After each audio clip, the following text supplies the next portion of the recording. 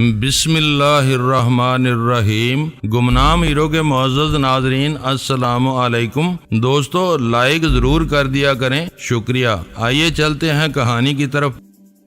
اس وقت اوبی یا بلیکی میں سے کوئی اندر نہیں تھا۔ میں نے اپنی حسرت کو حیرت میں تبدیل کر دیا۔ وہ دونوں دفتر میں تھے۔ انہیں حیرت ہے کہ بلڈنگ میں چوکیداری کے بہترین نظام کے باوجود وہ اوپر کیسے پہنچا۔ میجر کا خیال ہے کہ وہ دونوں اب اس فلیٹ میں نہیں رہیں گے۔ کل کتیا ماری گئی، کسی وقت ڈینی ان دونوں تک بھی پہنچ سکتا ہے۔ دیکھو دھن راج، یہ میری اور تمہاری بات ہے۔ ڈینی کے پاس جادو کی کوئی چھڑی نہیں ہے، وہ ہم جیسا ایک عام آدمی ہے۔ اوبی نے بلا وجہ ہی اسے ہوا بنایا ہوا ہے۔ ہو سکتا ہے کہ یہ حرکت اس کے کسی اور دشمن نے کی ہو۔ سب کو بھول کر ڈینی کو گالیاں دینے سے مسائل حل نہیں ہوں گے۔ ہو سکتا ہے کہ تمہاری بات درست ہو۔ دھن راج سنبھل گیا، مگر اوبی میرے رابطے میں نہیں ہے۔ میں تمہارا یہ پیغام میجر تک پہنچا دوں گا۔ وہ خود بھی بہت پریشان ہے۔ اسے کیا پریشانی لاحق ہے؟ میں نے گہری دلچسپی سے پوچھا۔ اوبی اس کا دوست ہے، پھر ڈینی تو ہم سب کا مشترکہ دشمن ہے۔ جب تک اسے چھوٹ ملی ہوئی ہے، ہم میں سے کوئی بھی محفوظ نہیں ہے۔ پتہ نہیں کب وہ تمہارے سر پر پہنچ جائے۔ ایک نادیدہ دشمن کے خوف کو تم اچھی طرح سمجھ سکتے ہو۔ بس یہی ایک بات ڈینی کے حق میں جاتی ہے، وہ اپنے دشمنوں کے چہرے پہچانتا ہے، جبکہ ان کے لیے وہ صرف ایک نام ہے یا پھر امریکیوں کا بنایا ہوا ایک خاکہ۔ یہ بتاؤ کہ تمہارے فون پر وہ اینٹی بگ ڈیوائس کام کر رہی ہے نا؟ بات کرتے کرتے اس نے چونکی ہوئی آواز میں سوال کیا۔ میں اس کے بغیر تم سے بات ہی نہیں کرتا۔ تمہیں وہ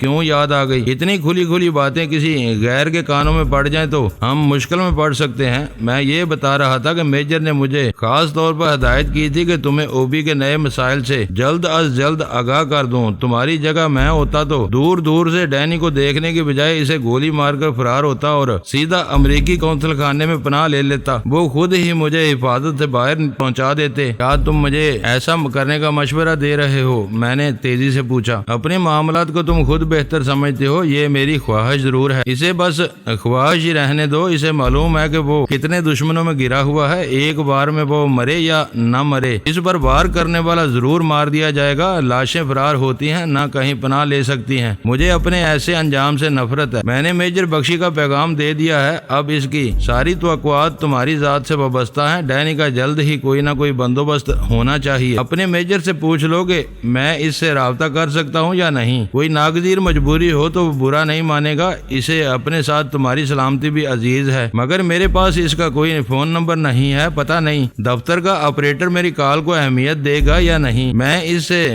چند باتیں کرنی چاہتا ہوں۔ میں اسے بتا دوں گا، وہ کل صبح اپنی آپریٹر کو ہدایت دے دے گا، اور یہ بھی بتا دینا کہ میں اسے کسی اور نمبر سے فون کروں گا۔ اینٹی بگ ڈیوائس کے ذریعے بورڈ سے بات نہیں ہو سکتی۔ کال ٹرانسفر بٹن دبتے ہی لائن کٹ جائے گی۔ اچھا تو یہ مجبوری بھی ہے۔ اس کی آواز قدرے پر تشویش ہو گئی۔ تم ایسا کرو کہ 15 منٹ بعد دوبارہ فون کر لو، میں اس سے بات کیے لیتا ہوں۔ وہ کوئی نہ کوئی حل بتا دے گا۔ ہو سکتا ہے کہ تمہارا اور اس کا اسی وقت رابطہ ہو جائے۔ یہ بہت اچھا ہوگا۔ میں 15 منٹ بعد دوبارہ فون کرتا ہوں۔ یہ خبیث کیا کہہ رہا تھا؟ میرے فارغ ہونے پر اول خان پوچھ بیٹھا۔ داستان غم سنا کر مجھے کوس رہا تھا۔ کتیا کے سوگ میں وہ سب کتوں کی طرح بلبلا رہے ہیں، اور اس واقعے کا کریڈٹ سلطان شاہ کے بجائے مجھے دے رہے ہیں۔ تمہارا نام پوری ٹیم کی نمائندگی کرتا ہے، سلطان شاہ اس میں شامل ہے۔ میجر بخشی سے فون پر تم کیا بات کرو گے؟ میری اور دھن راج کی باتوں کا خلاصہ سننے کے بعد اول خان نے پوچھا۔ سچ پوچھو تو میرا ذہن صاف نہیں ہے، میں نے اس کی آنکھوں میں جھانکتے ہوئے کہا۔ کچھ بڑاس دھن راج نے نکالی ہے، باقی بات اس سے ہوگی۔ ہو سکتا ہے کہ اسی میں کوئی راہ نکل آئے۔ میرے لیے یہ بات اطمینان بخش ہے کہ ابھی تک انہیں میرے اوپر کوئی شبہ نہیں ہوا۔ وہ 15 منٹ بہت تیزی سے گزر گئے، اور اس دوران میں سب ہی اس کمرے میں یکجا ہو چکے تھے، اور ہر ایک میرا ہم نوا تھا۔ دھن راج سے میری مختصر بات ہوئی۔ میجر بخشی اپنے گھر پر میرے فون کا انتظار کر رہا تھا۔ میں نے دھن راج سے نمبر لے کر فون بند کر دیا۔ بخشی زیرک آدمی تھا۔ رابطہ ہونے پر اس نے اپنی طرف سے کوئی بات چھیڑے بغیر یہ جاننا چاہا کہ میں اس سے کیا کہنا چاہتا تھا۔ میں لمحہ بھر کے لیے سوچ میں پڑ گیا۔ فوری طور پر کوئی اور بات نہ سوچی تو میں نے کہا، مجھے اڑتی اڑتی سی خبر ملی ہے کہ ڈینی لیاقت آباد کے کسی تنگ علاقے میں رہ رہا ہے۔ میری بات ادھوری رہ گئی۔ وہ چونک کر درمیان میں بولا، یہ کراچی کے وحید وہی آبادی تو نہیں ہے جو پہلے لالو کھیت بھی کہلاتی تھی، وہی بالکل وہی علاقہ ہے۔ تم ٹھیک سمجھے ہو، میں نے اس کی تائید کی۔ خطرناک علاقہ ہے۔ ریسیور پر اس کی تیز بڑبڑاہٹ سنائی دی۔ ذرا دیکھ بھال کر ادھر کا رخ کرنا، یہ خبر اوبی کے لیے بہت اہم ثابت ہوگی۔ اس خبر کی تصدیق ہونے سے پہلے میں دھنراج کو کچھ نہیں بتانا چاہ رہا تھا، اسی وجہ سے تمہاری اجازت کی ضرورت پیش آ گئی۔ دھنراج پر تم آنکھیں بند کر کے اعتماد کر سکتے ہو، یہ خبر اس کے ذریعے بھی مجھ تک پہنچ سکتی تھی، مگر تم نے اچھا کیا کہ براہ راست مجھے بتا دیا۔ اوبی اپنے طور پر ڈینی کی تلاش کی ایک بڑی مہم شروع کرنے والا ہے۔ اس میں آوازیں نشر کرنے والے کئی ہزار مائکرو بگ شہر کے مشتبہ علاقوں میں پھیلائے جانے ہیں۔ اب وہ لیاقت آباد کے علاقے پر خاص توجہ دے گا۔ اسے یہ مہم بہت پہلے شروع کرنی چاہیے تھی۔ اس کا ٹھکانہ نظروں میں آ جائے تو اس پر کسی بھی وقت ہاتھ ڈالا جا سکتا ہے۔ پہلے اس کی مجبوری تھی، اس کے پاس ڈینی کی آواز کا کوئی ریکارڈ یا کیسٹ نہیں تھا۔ آج اس نے ڈینی کی ایک کال ٹیپ کر لی ہے۔ اس کے بعد ہی اس نے یہ منصوبہ بنایا ہے۔ امریکہ سے آنے والے حساس ترین صوتی تجزیاتی سسٹم لاکھوں آوازوں میں بھی ڈینی کی آواز پہچان لے گا۔ اب اس کے گرد گھیرا تنگ ہونے لگے گا۔ یہ کیسے پتا چلے گا کہ وہ مخصوص آواز کس بگ سے آ رہی ہے اور وہ شہر کی کس بستی میں ہے؟ یہ تفصیلات کا علم نہیں، لیکن وہ بھی بہت پر امید ہے۔ ہو سکتا ہے کہ ساؤنڈ سکیننگ سسٹم میں لوکیشن پوائنٹر بھی ہو۔ میرے لیے یہ سمجھنا دشوار نہیں تھا کہ بدلی ہوئی آواز کی جانے والی وہ میری دھمکی امیز فون کال ریکارڈ کرنے کے بعد اوبی کو وہ خیال آیا تھا، میں نے کہیں پڑھا تھا کہ ایسے سسٹم آواز بدلنے کے باوجود ہر انسان کے مخصوص صوتی اشاروں کو آسانی سے پہچان سکتے تھے۔ تمام تر احتیاط کے باوجود مجھ سے ایک غلطی سرزد ہو چکی تھی۔ غنیمت یہ تھا کہ اس غلطی کے بھرپور ازالے کے لیے میں کسی نہ کسی طرح اوبی کے رابطے میں تھا۔ اب وہ مشکل ہی سے بچے گا۔ میں نے اپنے دشمن کی امیدوں کی توثیق کی۔ تمہیں بھی ایک اہم کام کرنا ہے۔ میجر بخشی کی سنجیدہ آواز ابھری۔ میں اہم اور غیر اہم ہر کام کے لیے ہر وقت تیار ہوں۔ 1-2 روز میں واشنگٹن سے سب ساز و سامان آ جائے گا۔ تمہیں کچھ بگ اسٹیشن 4 میں بھی پھیلانے ہوں گے۔ شیری کی موت کے بعد اوبی نے ڈینی اور ایس ٹی ایف کے خلاف بھرپور جنگ لڑنے کا فیصلہ کر لیا ہے۔ میں اس کا ساتھ دوں گا، مگر کامیابی کا کریڈٹ مجھے ہی ملے گا۔ میں نے اسے یاد دلایا۔ تم اس کی فکر نہ کرو۔ ہاں، ایک اور بات یاد رکھنا، وہ کسی بھی وقت اسٹیشن 4 پر نظر آئے تو فوراً دھنراج کو خبر دے دینا۔ کوشش کی جائے گی کہ واپسی پر اسے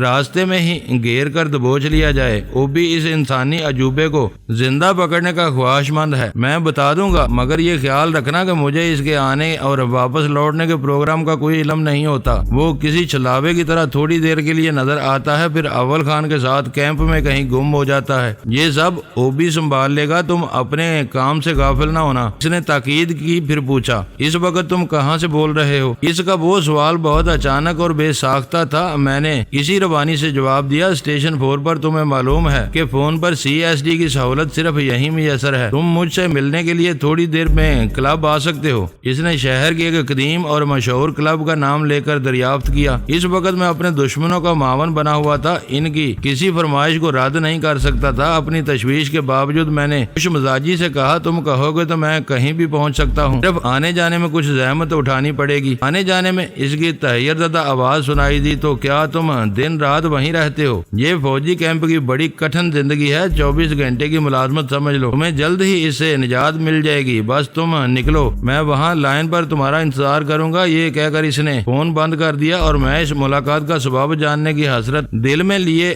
رہ گیا۔ اتنی سی بات کے لیے اسے دوبارہ فون کرنا مناسب نہیں تھا۔ ہر بار کچھ نئی باتیں سامنے آ رہی تھی۔ ویسے تو اوبرائن کی طرف سے میری تلاش کی نئی مہم کی تفصیل بھی خاصی دلچسپ تھی، لیکن سب کو پریشانی یہ تھی کہ میجر بخشی نے اس وقت مجھے اچانک کلب میں کیوں بلایا تھا۔ بظاہر اس نے وہ خواہش روا روی میں ظاہر کی تھی، مگر میں جانتا تھا کہ وہ پہلے سے اس کا فیصلہ کیے بیٹھا تھا اور اس نے جان بوجھ کر آخر میں وہ ذکر چھیڑا تھا۔ ہم پانچوں اس مسئلے پر سر جوڑ کر بیٹھ گئے۔ وقت کم تھا اور مجھے روانگی سے پہلے کسی نہ کسی نتیجے پر پہنچنا ضروری تھا۔ ان دنوں میں تلوار کی تیز دھار پر چل رہا تھا، ہر قدم پھونک پھونک کر اٹھانا ضروری تھا۔ کہیں بھی ذرا کوئی لغزش ہوتی تو اس کا شاخسانہ میری موت کی صورت میں ہی رونما ہو سکتا تھا۔ ایسی لغزش کے ازالے کی کوئی دوسری صورت دور دور تک نظر نہیں آ رہی تھی۔ ایس ٹی ISAF میں اہم خدمات سر انجام دینے والے کرنل جمال دستی کے روپ میں میں اپنے حریفوں کا محبوب اور معتمد بنا ہوا تھا، جبکہ وہ سب ڈینی کے لہو کے پیاسے تھے۔ یہ کوئی ڈکی چھپی بات نہیں تھی، اول خان سے لے کر غزالہ تک ہر فرد کو صورتحال کی اس سنگینی کا پورا ادراک تھا، اور یہی وجہ تھی کہ میجر بخشی کی اچانک دعوت نے ان چاروں کے ذہنوں میں شکوک و شبہات کے مہیب حیولے پیدا کر دیے تھے۔ تم لوگ جو چاہو سوچتے رہو، مجھے پورا یقین ہے کہ اس ملاقات میں ڈینی کی جان کو کوئی خطرہ لاحق نہیں ہو سکتا۔ تھوڑی سی بحث کے بعد سلطان شاہ نے بسوک سے کہا، یہ نہ کہو ویرا نے کسی توقف کے بغیر دو ٹوک انداز میں اس کی رائے مسترد کر دی۔ ڈینی کی جان کو ان موذیوں سے ہر وقت خطرہ ہے۔ تم یہ کہہ سکتے ہو کہ کرنل جمال دستی فی الحال ایسے خطرات سے بڑی حد تک محفوظ ہے۔ ایک ہی بات ہے، سلطان شاہ نے بے پرواہی سے کہا، ہو سکتا ہے کہ اسے کہیں سے سراغ مل گیا ہو کہ کرنل جمال دستی کے روپ میں ڈینی چھپا بیٹھا ہے۔ تمہارا یہ مفروضہ بے بنیاد ہے۔ سلطان شاہ کی بات پوری ہوتے ہی اول خان بے ساختہ بول پڑا، یہ کہاں سے اور کیسے یہ سراغ مل سکتا ہے؟ اوبرائن اور میجر بخشی بے بساط مہرے نہیں ہیں، ہمارے مقابلے میں وہ بہتر وسائل سے لیس ہیں۔ دھنراج جیسے غدار مقامی ان کے دست و بازو بنے ہوئے ہیں۔ کھٹومل اور چودھری اسلام بھی اسی صف میں شامل تھے۔ اول خان نے تحقیر امیز لہجے میں کہا، ان کا انجام تمہارے سامنے ہے۔ ہم اپنے گھر میں بقا کے لیے لڑ رہے ہیں، اپنے ماحول اور غداروں کے پینتروں سے نمٹنا جانتے ہیں۔ وہ لوگ باہر سے آئے ہوئے ہیں، انہیں اتنے مزے سے کامیابیاں حاصل ہو سکتی تو اب تک ہم پانچوں میں سے ایک کا بھی نام و نشان نہ ملتا۔ سلطان شاہ نے احتجاجی انداز میں ہاتھ اٹھا کر کچھ کہنے کے لیے منہ کھولا ہی تھا کہ میں نے اسے خاموش کر دیا۔ تم بلا وجہ بحث کر رہے ہو۔ اس کے ذہن میں کوئی تبدیلی آئی ہوتی تو وہ اپنے طور پر کوئی پیش رفت کر کے مجھے گھیرنے کی کوشش کرتا۔ اس وقت میں نے خود اس سے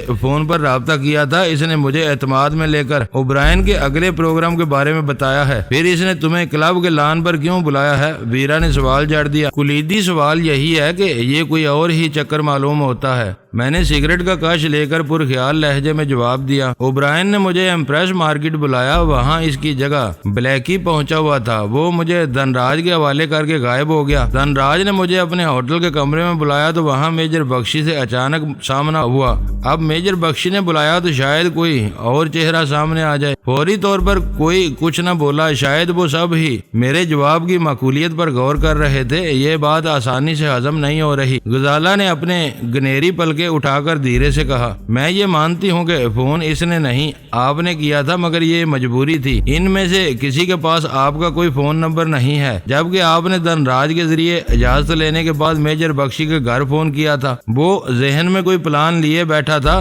آپ سے رابطہ ہوتے ہی اس پر عمل کر گزرا۔ میں غزالہ کو گھور کر بے بسی سے ہنس پڑا۔ اب تم بھی بال کی کھال نکالنے لگی ہو۔ سب کچھ میرے سامنے ہوتا رہتا ہے، ہر بات میری سمجھ میں آتی ہے، لیکن مجھے بولنے کی ضرورت نہیں پڑتی۔ میرے دل کی بات کسی نہ کسی کی زبان پر آ جاتی ہے۔ غزالہ نے وہ فکرے میری آنکھوں میں آنکھیں ڈال کر ادا کیے تھے اور اس کے ہونٹوں پر ایک عجیب سی مسکراہٹ مچل رہی تھی۔ میں نے نرمی سے کہا، کیا تم اس وقت بھی خاموش نہیں رہ سکتی تھی؟ وہ کیوں چپ رہتی؟ اس کی حمایت میں سلطان شاہ بول پڑا، اس نے اندازہ لگا لیا تھا کہ تم نے باتوں کے چکر میں سب کو لاجواب کر دیا ہے۔ جو لوگ سچے دل سے ایک دوسرے کو چاہتے ہیں، انہیں ایک دوسرے کے بارے میں وجدان سا ہوتا رہتا ہے، ویرا نے فیصلہ کن لہجے میں کہا۔ اب غزالہ نے زبان کھول ہی دی ہے تو تم کو میجر بخشی سے ملاقات کا ارادہ ملتوی کر دینا چاہیے۔ پتہ نہیں وہ کیا چاہ رہا ہے۔ پروگرام طے ہو جانے کے بعد ڈینی کا یوں غائب ہو جانا مناسب نہیں ہوگا۔ اول خان بولا، میجر بخشی کو اس پر کوئی شبہ ہو گیا ہے تو وہ پختہ ہو جائے گا۔ ڈینی کے پاس اس کے گھر کا فون نمبر ہے، یہ بخشی کو فون کر کے بہانہ کر سکتا ہے کہ اس وقت اسے اسٹیشن 4 چھوڑنے کی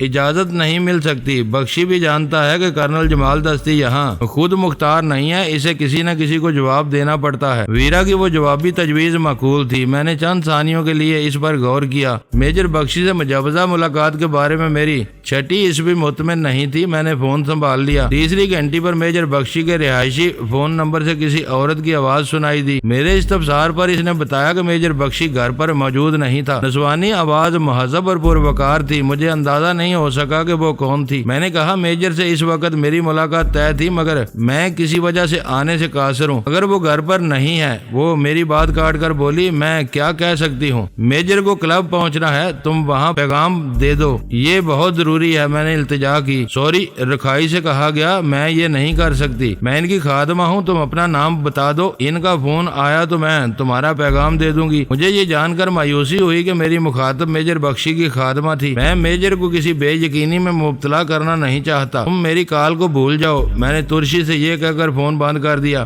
مجھ سمیت کسی کو بھی یہ امید نہیں تھی کہ میجر بخشی مجھ سے پروگرام طے کرنے کے بعد اتنی عجلت میں گھر سے نکل کھڑا ہوگا۔ اس کی وہ عجلت ہمارے مشترکہ خدشات کو تقویت دے رہی تھی۔ بحث دوبارہ چل پڑی۔ ویرا کی رائے تھی کہ میں کلب فون کر کے میجر بخشی سے بات کر لوں، وہ وہاں نہ پہنچا ہو تو استقبالیہ کلرک کو اس کے لیے اپنا پیغام نوٹ کرا دوں۔ غزالہ دور کی کوڑی لائی تھی، اس کی دانست میں مجھے زیادہ پریشان ہونے کی ضرورت ہی نہیں تھی۔ براہ راست دھن راج کو فون پر اپنی مجبوری سے آگاہ کر دیتا، وہ خود ہی کلب جا کر میجر بخشی سے بات کر لیتا۔ میرے لیے وہ تجاویز احمقانہ تھی۔ ہم ان کے خلاف مضبوط ارادوں کے ساتھ میدان میں اترے ہوئے تھے۔ بظاہر میں نے ان کے حلیف کا روپ دھارا ہوا تھا۔ اگر میجر بخشی کے دل میں میری طرف سے کوئی وسوسہ پیدا ہو ہی چکا تھا تو میں زیادہ دیر تک ٹال مٹول سے کام نہیں لے سکتا تھا۔ شتر مرغ کی طرح ریت میں گردن دے کر یہ سمجھ لینا کہ طوفان ٹل گیا ہے میرے بس سے باہر بلکہ اعصاب شکن تھا۔ میں نے اس پراسرار ملاقات کو ٹالنے کی ایک کوشش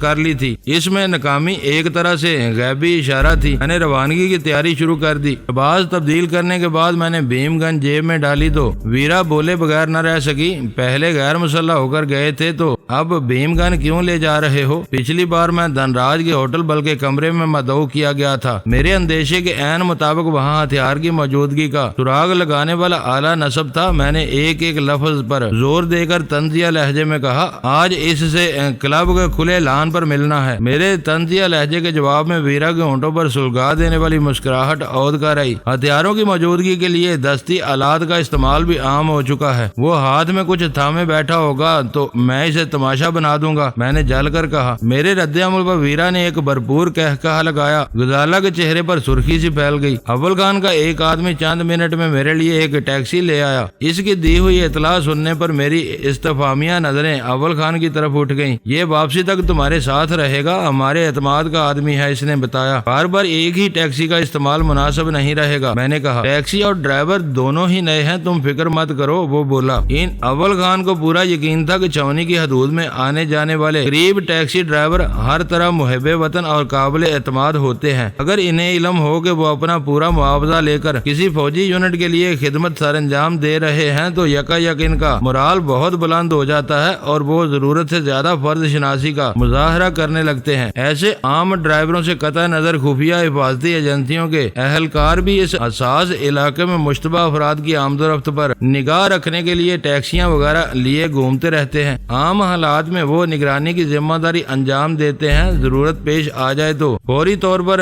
کسی بھی مشن پر نکل کھڑے ہوتے ہیں اور اپنے تجربے سے بھرپور فائدہ اٹھاتے ہیں۔ اول خان کا آدمی اس مرتبہ میرے لیے دوسری قسم کی مخصوص ٹیکسی ہی لایا تھا۔ چھاؤنی سے شہر کے مرکزی حصے تک کا سفر طویل ضرور تھا لیکن ٹریفک کی روانی کے باعث اذیت ناک نہیں تھا۔ شارع فیصل پر سرے پر واقع دھن راج کے ہوٹل سے چند 100 کلومیٹر کے آگے کراچی کا وہ قدیم اور روایتی کلب واقع تھا جس کے لان پر میجر بخشی سے میری ملاقات طے تھی۔ چوڑے پتھریلے ستونوں کے درمیان اونچی چھت سے مزین وہ پرشکوہ پورچ میں نے ٹیکسی چھوڑ دی۔ ڈرائیور سے یہ بات پہلے ہی طے ہو چکی تھی کہ وہ پارکنگ میں میری واپسی کا انتظار کرے گا۔ احاطے میں داخل ہوتے ہی میں نے دیکھ لیا تھا کہ وسیع لان میں محض چند میزیں آباد تھیں۔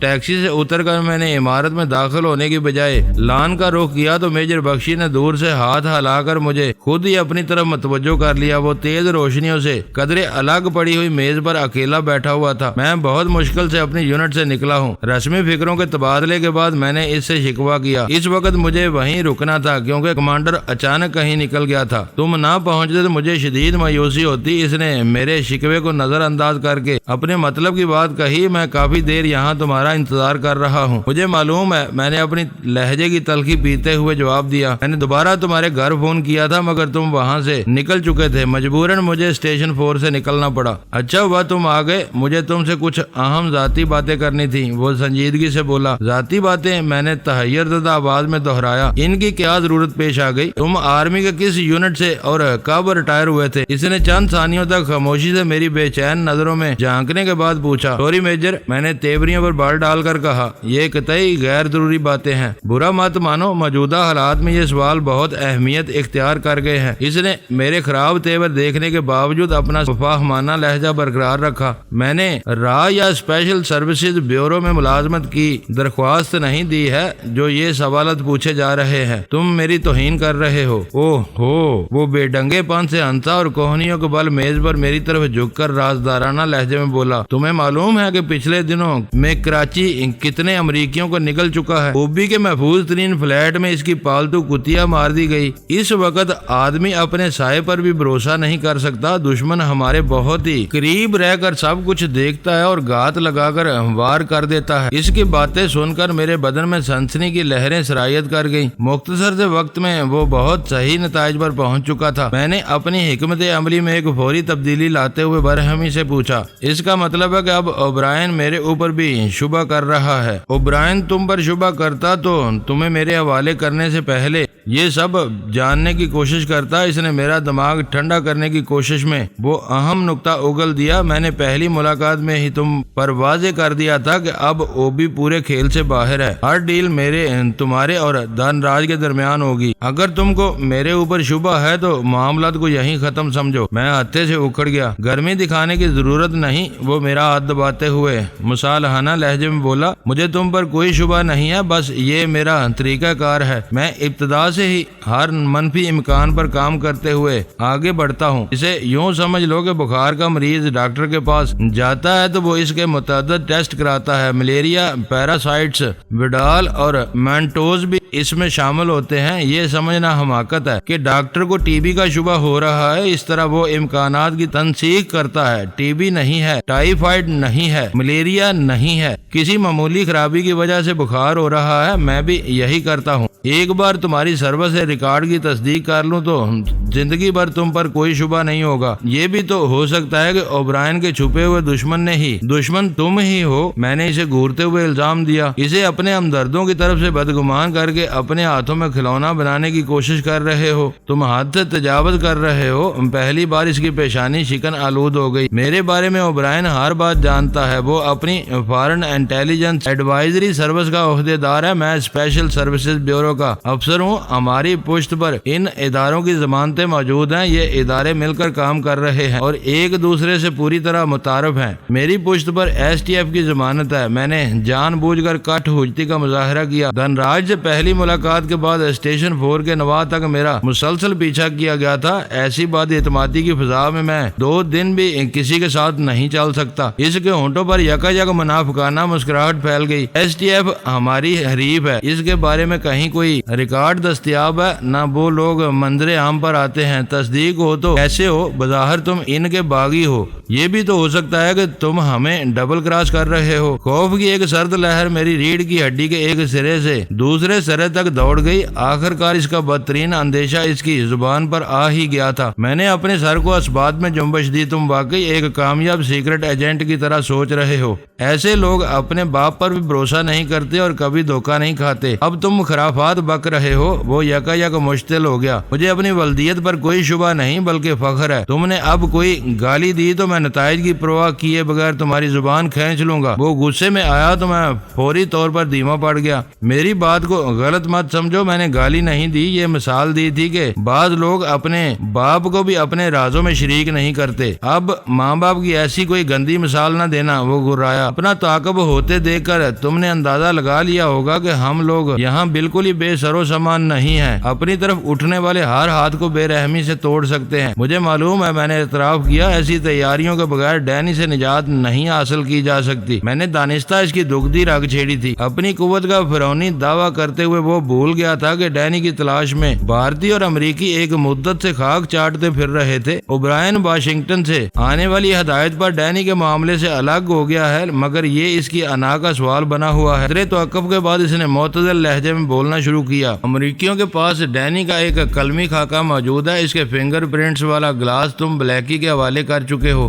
ڈینی کی آواز اوبی نے ٹیپ کر لی ہے۔ پورا جال تیار ہے۔ واشنگٹن والے بہت جلد مائکروبک کی کھیپ بھیج دیں گے۔ اس بار وہ خبیث شخص ہرگز نہیں بچے گا۔